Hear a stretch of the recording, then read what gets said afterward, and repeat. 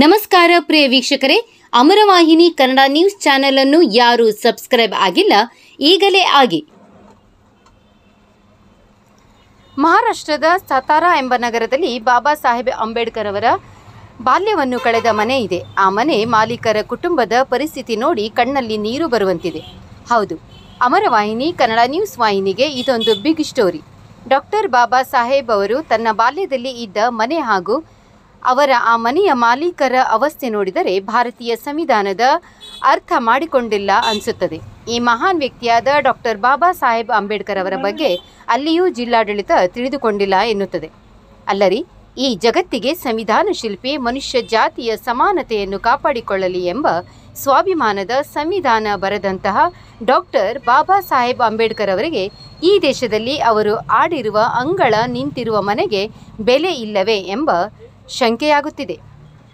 ಅವರು ನಿಂತ ಮನೆಯ ಮಾಲೀಕರಿಗೆ ಸರಿಯಾಗಿ ಬದುಕಲು ಒಳ್ಳೆಯ ಮನೆ ಇಲ್ಲ. ಅವರ ಸ್ಥಿತಿ ನೋಡಿ ಯಾವ ರೀತಿಯಾಗಿದೆ ಅಂತ ಸರ್ಕಾರಕ್ಕೆ ಮತ್ತು ಜಿಲ್ಲಾಡಳಿತಕ್ಕೆ ನಾಚಿಕೆಯಾಗಬೇಕಾಗಿತ್ತು.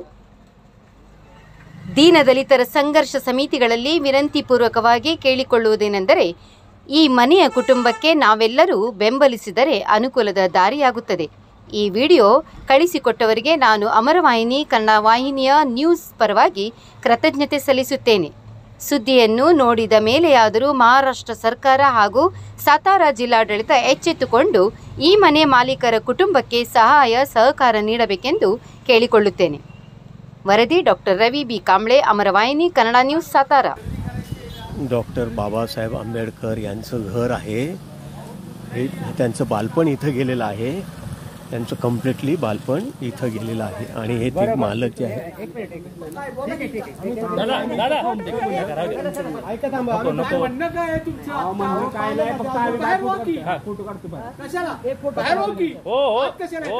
एवढं दादा चिडून काय उपयोग आहे का? त्यांची व्यथा ऐकू बोला. आमची हालत बेकार केली, बेकार खायची मोचत केली आहे माहितीये का? कशामुळे? आमची जागा असून आम्हाला हाकलत्यात बाहेर एवढे एवढे पैसे देऊन.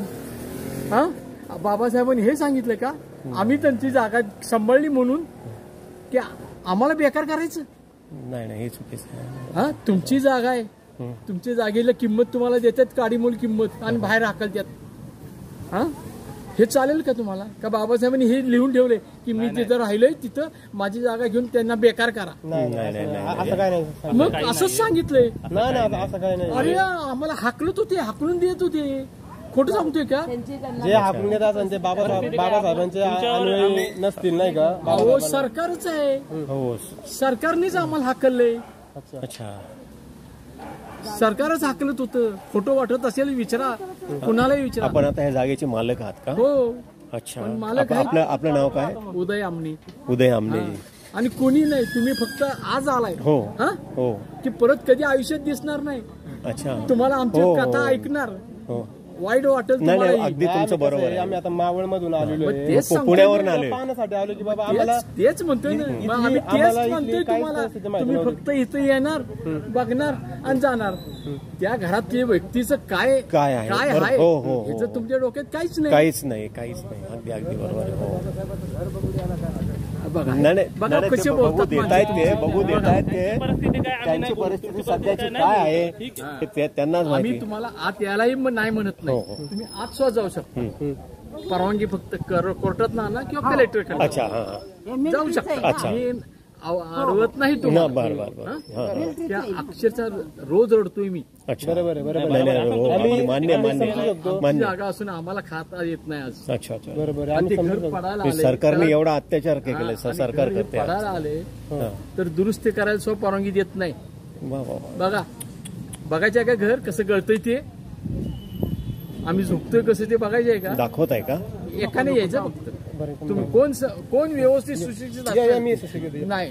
एक मिनिट, तू काय किती शिकलेस? मी कॉम झालेलो आहे. मी जातो.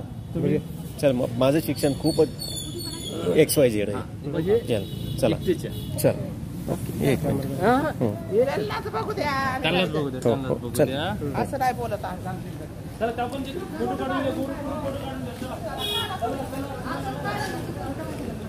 ताई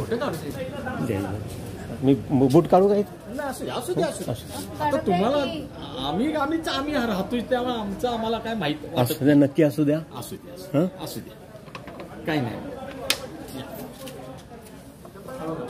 ते पडायला आले, कौलावर आहे सगळं.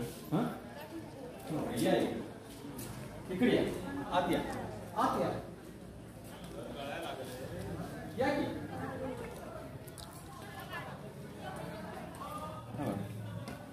अरे रे, खूप विचित्र अवस्था झालेली. आणि हे तुम्ही नुसते बघता, आम्ही काहीतरी करू म्हणता, पण तुम्ही कोण लोक येत नाही. पैसे काढत नाही, हो, दुरुस्त तर हो. करावी. बाबासाहेबांचं घर आहे ना, येस, बाबासाहेबांचं घर आहे.